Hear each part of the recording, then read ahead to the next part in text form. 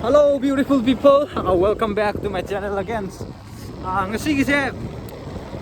Kangla da changdune ba ko. Kangla aigi first time oidine ba. First time habda moi mi na ka nga am gani ba ko. Manipur macha na Kangla chang ba first time oidi se angak pani na comment da join pira kani ba ko. Aigi first time oidine me am. Ado ju budi changre. Ju da su changdune video se kamai to ge do yengasi ko. Akoi khun gi lamdun rom tak lambi se kai de ka ge haibdo location do ai hojik taksara ke ko mayam sida gate le re ko akoi khun gi happy journey wish you a happy journey na thagni ko sidi thoki bai ni aduga sina asom ta kirana santok tare ko sina lamdum ado si le hore ko akoi gi khun le hore ado kangla sanga ganda utsara ge mayam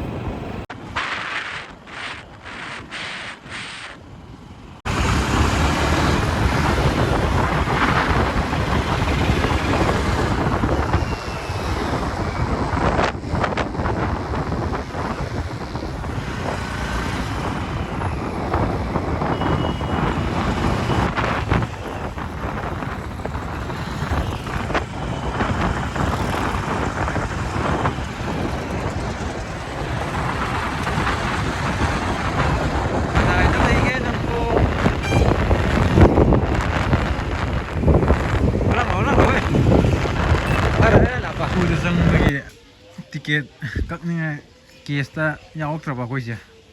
aduge gp doin toge jo gp jo yaramdaba moije gp yade na mata sare adu mo kochin chelure aduge dudi udamdre pero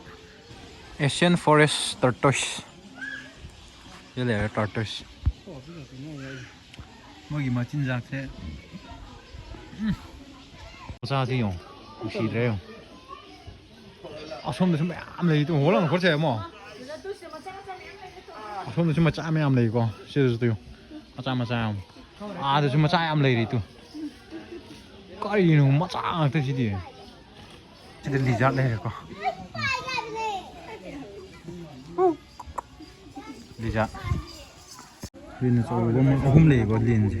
asomda ma kadan du ngang le ba du ngai mo ji boiler tha tho ka ni speed le me photo di sa ngam de Sita dora de orang khale len suntam mani awa da hala ke man la ko bo de mani maning de slei ko ahum le manung de u phang de ko camera de adana mu hi orang le dai nang nam du ko ne kai ma ko ki nam amma ju le ma le na ti si charu manung nam ju le le ko charu le ju na kakak le mi cha do ma mi cha wa ngam ni si di cha nong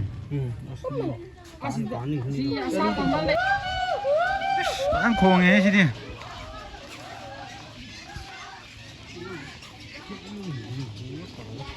si du chik ma am le si tu moi murum ko la le ni ko tu si si da tu urok chik ngak ne ba si di atak cha ma am le es ma cha ma le re dùng mà ra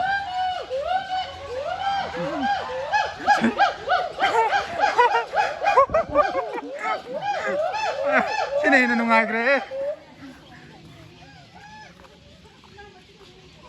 cây nó sẽ chỉ tuổi chưa chúng nó lên lên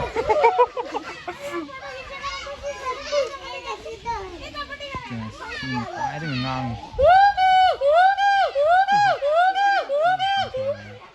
이거 끝나지. 마카 보냐고 그래 안 해 뭐이디.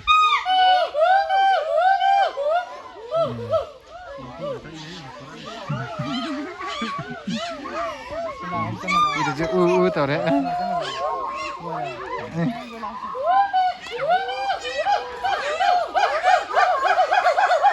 아싸.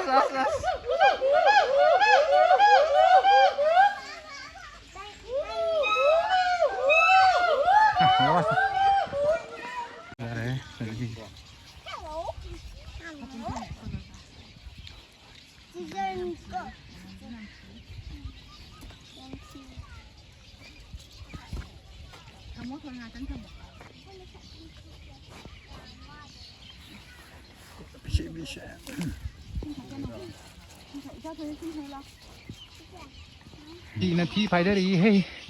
ateki party sing na thi faidari pan cái tuổi kita ngay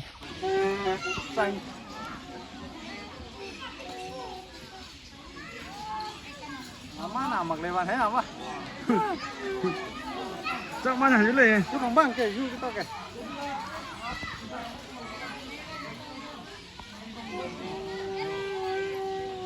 ôi ơi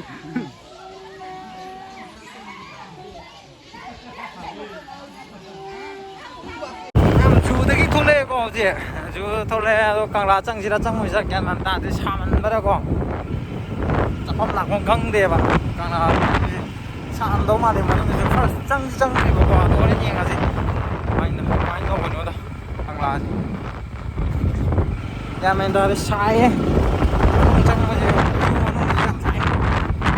không có cảm tôi thấy quay bản thân lạc sân thế nào nhà mình ta đi càng làm mà nó nhiều đấy đi museum mà lấy đấy mà nó chẳng rồi kìa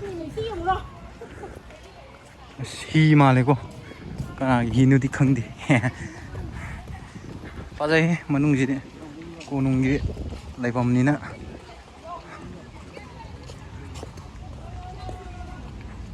càng là sang ngủ và khi walk khăn gì cũng ôn lê cái nó không thì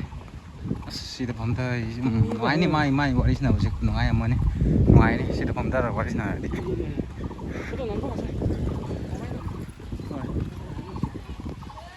sidi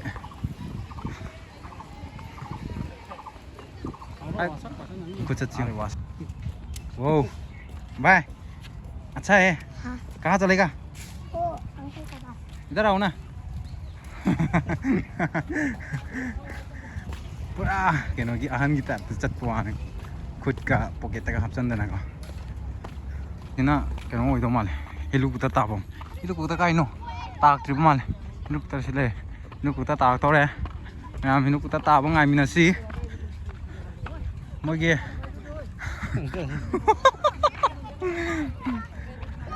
le sabi cycle mayam thori ai cycle chứ có ai được lâu rồi chứ nào chắc em làm thâu nữa thì có chú qua đi nó có chặt vào đây đấy nghe tận nắng to có bị thế này sai jogging gì cả jogging gì là kita support tôi protection da skin gì ado gan men ta đấy em sa bana punsi gi ahan mo oi de moi se kan thoi je gan men ta thoi je punsi ga ahan mo oi o ma le se kan thoi je kala ka du ju kanga da se kan phang bai ko oi thau le re mỗi chỉ vô mỗi cái sài gòn nó tới cái càng là cái sài gòn được gan men ta thì mỗi nó phụ lập vậy nè thằng lo yang em cái nó tôi càng làm nó được blog năm mà gì cái hai đứa nó quay hình chú thuốc thì bảo có hai đứa khơi chinh đây nè chinh đến năm bên này quay hình chú đâm thôi bảo có hai bom lạc bom khăng đi bảo chỉ thì cái ngang tuổi nó cái hai đứa nó chỉ kian ta thì bảo có gì aduna mayam view je oina yengbiро ko view gi fajabo je oina yengbiरो mamangi ne hena color yawi sakthi ba je loina faja thoye sidi mayam gyan men ta de mayam view je oina yengbiरो sigi ground macha am le lamba sida ka football sana de ko nungai ni he mayam so kangla sing asina boing koi thoge manung ni sing je khorang ai selfie shot tàu camera shot tàu bazar bus lại mà một tí bazar bây giờ như này đi cô các loại đó là kiểu hay bazar em này xong rồi reels number photo shot tàu ada reels number yan men ta đấy nói reels ki tại mỗi nơi thắc được reels em đâu sao nó reels thắc được của em đâu tại bằng đã xem mà đủ uning này đi cô càng là đó lâu cô tài bằng đôi nhìn đã xin mà đôi nhìn này thì có càng là đó là hay lên cái xin mà ta mày reels năm bây giờ start đi nhìn rồi nè tài bằng đó phải real đấy nhìn này thì tôi ai mà nhìn đã tôi chứ tôi ra bây nè càng là đôi lang piro có xin bây nè nhìn mà lâu quá càng là thế nè makan reels makan uva phang cái này bộ có show mày làm gì uva phang cái này vậy ꯑꯩꯈꯣꯏꯗꯤ ꯔꯤꯜꯁꯨ ꯅꯝꯕ ꯍꯩꯇꯦ ꯐꯣꯇꯣꯁꯨ ꯅꯝꯕ ꯍꯩꯇꯦꯕꯀꯣ ꯑꯗꯨꯗꯨꯅ ꯃꯤꯅ ꯌꯦꯡꯕꯗ ꯑꯩꯈꯣꯏꯁꯨ ꯀꯪꯂꯥꯗ ꯆꯪꯕ ꯀꯥꯟꯗ ꯑꯩ ꯂꯣꯏꯅ ꯎꯔꯦꯕꯀꯣ ꯐꯖꯕꯁꯦ ꯑꯗꯨꯗꯨꯅ ꯃꯌꯥꯝꯁꯨ ꯂꯥꯡꯕꯤꯌꯨ ꯀꯪꯂꯥꯗ ꯑꯗꯨꯝ ꯆꯪꯕꯤꯔꯛꯑꯣꯀꯣ ꯐꯖꯕ ꯔꯤꯜꯁ ꯃꯣꯏꯒꯤ ꯐꯣꯇꯣ ꯊꯥꯒꯠꯂꯛꯄꯒꯤ ꯁ꯭ꯇꯥꯏꯜ ꯀꯃꯥꯏꯅ ꯅꯝꯃꯤ ꯍꯥꯏꯕꯗꯣ ꯀꯪꯂꯥꯗ ꯂꯣꯏꯅ ꯎꯔꯅꯤꯕꯀꯣ ꯈꯣꯏꯔꯥꯡꯉꯛꯄꯅ ꯌꯥꯗ꯭ꯔꯦ ꯀꯩꯅꯣꯅꯦꯍꯦ ꯁꯥꯏꯀꯜꯁꯨ ꯑꯅꯤ ꯄꯥꯟꯕꯤꯁꯨ ꯊꯧꯔꯛꯑꯦ ꯃꯣꯏꯗꯤ ꯁꯥꯏꯀꯜꯅ ꯀꯥꯏ ꯂꯧꯔꯤꯅꯣ ꯑꯩꯈꯣꯏꯅ ꯈꯣꯡꯅ ꯆꯠꯂ ꯂꯩꯔꯦ ꯃꯌꯥꯝ ꯊꯣꯛꯂꯛꯑꯒ ꯐꯣꯇꯣꯗꯤ ꯃꯆꯥ ꯑꯃꯇꯗꯤ ꯅꯝꯅꯤꯡꯉꯦꯕꯀꯣ ꯈꯨꯠꯁꯥꯁꯤꯒ ꯊꯣꯛꯐꯝ ꯂꯥꯛꯐꯝꯒ ꯈꯪꯗꯦ ꯃꯌꯥꯝ ꯃꯤꯗꯤ ꯃꯌꯥꯝ ꯂꯥꯛꯑꯦ ꯉꯁꯤ ꯁꯟꯗꯦꯁꯨ ꯑꯣꯏꯌꯦꯕꯀꯣ ꯑꯗꯨꯅ ꯉꯥꯏꯍꯥꯛꯇꯪ ꯀꯣꯏꯊꯣꯛꯑꯒꯦ ꯊꯕꯛ ꯆꯤꯟꯗ꯭ꯔꯤꯀꯥꯟꯗ ꯍꯥꯏꯕꯗꯤ ꯊꯕꯛꯁꯦ ꯀꯩ ꯍꯥꯏꯅꯤ ꯑꯣꯐꯁꯨ ꯂꯩꯕꯅꯤꯅꯀꯣ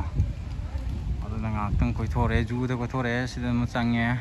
ꯃꯊꯪꯗꯅ ꯃꯈꯜ ꯑꯩ ꯇꯝꯗ ꯀꯣꯏꯔꯛꯄꯒꯤ ꯚꯤꯗꯤꯑꯣ ꯈꯔꯗꯤ ꯌꯥꯎꯔꯛꯑꯅꯦꯕꯀோ ꯑꯗ ꯑꯩꯅ ꯉꯥꯡꯕ ꯀꯥꯟꯗꯁꯨ ꯀꯣꯛꯇ ꯊꯣꯛꯂꯛꯄ ꯋꯥꯍꯩꯁꯤꯡꯗꯣ ꯊꯣꯛꯂꯛꯇꯦꯕ ꯁꯤꯗꯗꯤ ꯇꯝꯗꯗꯤ ꯀꯃꯥꯏꯅ ꯉꯥꯡꯒꯅꯤ ꯀꯃꯥꯏꯅ ꯍꯥꯏꯒꯅꯤ ꯍꯥꯏꯕꯗꯣ ꯑꯗꯨ ꯑꯥꯗ ꯆꯤꯡꯗ ꯑꯣꯏꯔꯗꯤ ꯄꯉꯥꯡꯗ ꯉꯥꯡꯉꯦꯕ ꯄꯪꯊꯣꯛꯇ ꯊꯣꯛꯂꯛꯑꯦꯕꯀꯣ ꯒ꯭ꯌꯥꯟ ꯇꯥꯗꯦ ꯃꯌꯥꯝ ꯁꯤꯗꯗꯤ ꯀꯦꯃꯦꯔꯥ ꯃꯃꯥꯡ ꯊꯥꯡꯒꯠꯂꯒ ꯆꯠꯄꯁꯨ ꯑꯃꯨꯛ ꯏꯀꯥꯏꯕ ꯀꯪꯂꯥꯗ ꯊꯦꯡꯅꯕꯁꯨ ꯑꯌꯥꯝꯕꯅ ꯇ꯭ꯔꯥꯏꯕ ꯎꯏꯗ ꯃꯩꯇꯩꯁꯨ ꯎꯕꯗꯤ ꯎꯏ ꯑꯌꯥꯝꯕꯅ ꯇ꯭ꯔꯥꯏꯕ ꯎꯏꯌꯦꯕꯀꯣ ꯇ꯭ꯔꯥꯏꯕ ꯉꯥꯛꯇ ꯉꯥꯏꯌꯦꯕ ꯉꯥꯛꯇꯪ ꯄꯣꯊꯥꯔꯨꯔꯦ ꯑꯃꯨꯛ ꯊꯣꯛꯑꯒꯦ ꯍꯧꯖꯤꯛꯅ ꯐꯥꯁꯕꯨꯛꯇ ꯉꯥꯏꯍꯥꯛ ꯆꯪꯉꯨꯔꯒꯦ ꯑꯗꯨꯒ ꯍꯜꯂꯒꯦ ꯐꯥꯁꯕꯨꯛꯁꯨ ꯃꯥꯅ ꯀꯣꯡꯕꯤꯅꯤ ꯑꯩ ꯒ꯭ꯌꯥꯟ ꯃꯦꯟ ꯇꯥꯗꯦ ꯀꯣꯡꯗꯣꯏꯔꯥ ꯀꯣꯡꯉꯣꯏꯗ꯭ꯔꯥ ꯂꯥꯛꯅꯔꯣꯏ ꯁꯤꯒꯤ ꯀꯩꯅꯣ ꯁ꯭ꯇꯦꯟꯗꯔ ꯔꯣꯗ ꯄꯥꯔꯛꯀꯤ ꯃꯅꯥꯛꯇꯅꯦꯕꯀꯣ ꯂꯥꯛꯅꯔꯣꯏ ꯃꯌꯥꯝ ꯑꯩ ꯂꯩꯔꯝꯒꯅꯤ ꯆꯨꯏꯡ ꯊꯛꯅꯤꯡꯕ ꯍꯩ ꯃꯍꯤ ꯄꯥꯏꯅꯦꯄꯜ ꯑꯗꯨꯒ ꯅꯣꯏ ꯃꯈꯟ ꯐꯪꯒꯅꯤꯀꯣ ꯁꯤꯗ ꯂꯥꯛꯅꯔꯣ ꯃꯌꯥꯝ ꯑꯍꯥꯎꯕ ꯉꯥꯛꯇꯅꯤ ꯑꯩꯁꯨ ꯑꯗꯨꯝ ꯂꯩꯔꯝꯒꯅꯤꯀꯣ ꯑꯩ ꯁꯤꯒꯤ ꯍꯩ ꯃꯍꯤ ꯑꯣꯏꯅ ꯌꯣꯟꯖꯔꯦꯀꯣ ꯑꯩꯁꯨ